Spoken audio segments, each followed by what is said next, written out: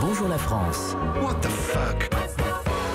Alors ce matin, Bertrand, vous nous parlez des enfants. Oui, Daphné, Oh non. Pinot, Non, c'est la pas note. possible. Les enfants sont merveilleux, les enfants sont formidables. J'ai jamais Non, entendu ça. non, avec tout le respect que je dois à Jacques Martin, Voilà. c'est faux. Non, c'est vrai. À Même quoi ça lui, vous l'imitez, mais je savais Oui, pas. où s'arrêtera-t-il? Au théâtre des Deux Ânes, Daphné, fin juin. À quoi ça sert un enfant de 6 ans? Ça sert à rien. Ça crie, ça pue, ça dessine mal, ça mange ses crottes de nez et c'est mais capable, avec n'importe un seul dé, de renverser tous les pions d'un plateau de jeux de loi. Ouais. J'ai rien contre les enfants, je les adore, mais bon, suffit de regarder Little Big Stars pour se rendre compte que niveau talent, ça vole pas super haut. Alors que la petite Irlandaise dont je vais vous parler, elle joue dans une autre catégorie. Elle s'appelle Cara et elle a seulement 6 ans. Elle vient d'écrire à la NASA. Comment ça, écrire à la NASA? Qu'est-ce qu'elle leur a demandé? Eh bien, en avril dernier, aidée de son institutrice, elle a envoyé une missive à la NASA dans laquelle elle expliquait s'intéresser depuis peu à l'astronomie et avoir un problème, la dénomination de Pluton en tant que planète. Elle a donc écrit une lettre de contestation à la NASA pour réclamer que Pluton redevienne une planète. Et à ce moment-là, je me sens un peu con puisqu'à 29 balais, j'ignorais que Pluton n'était plus une planète. Rassurez-moi, vous aussi. Alors, autour de cette table? Qu'est-ce que Je c'est? crois C'est qu'on un s'était amas jamais vraiment gazeux? C'est posé la quoi? question, en fait. Eh bien oui, non, Pluton n'est plus une planète. Selon la nouvelle définition, pour avoir le droit d'être appelé planète, un Oui. astre doit orbiter autour du Soleil, avoir une masse suffisante et avoir nettoyé le voisinage autour de son orbite. Ils l'ont pesé alors. Oui.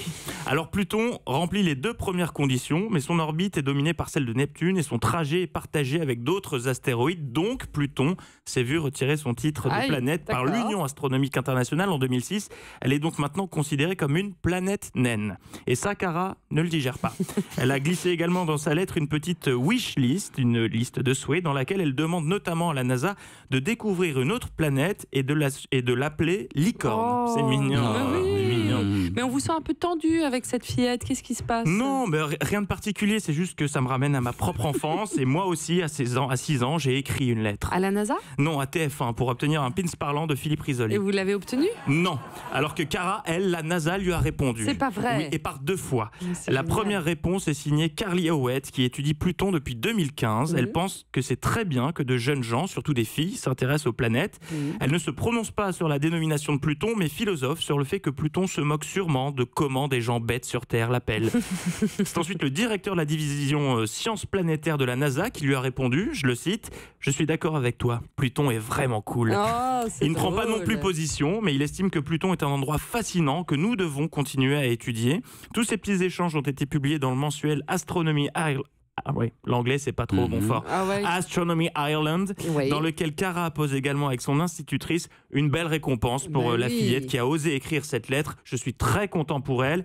Même si, désolé de revenir là-dessus, de mon côté, 23 ans après, je n'ai aucune nouvelle de mon pins parlant TF1 C'est vrai que et c'était à la encore mode. moins de ma photo dédicacée de Philippe Risoli. Ouais. Donc je lance ce matin un appel solennel sur l'antenne Alors, d'Europe on y numéro va. 1. Monsieur Risoli, s'il vous reste un pins parlant dans un vieux carton et que vous souhaitez réaliser le rêve de l'enfant de sommeil Voilà. de 6 ans qui sommeille encore en moi, envoyez-le-moi à la rédaction d'Europe 1. Je pourrai enfin passer à autre chose. Merci beaucoup Eh d'avance, ben, Philippe. j'espère qu'il va répondre, Philippe Risoli. On va suivre ce combat de Merci, pins parlant qui Daphné. était très à la mode, c'est vrai. C'est oui, On il rêvait fut un tous d'en temps, oui, avoir. oui.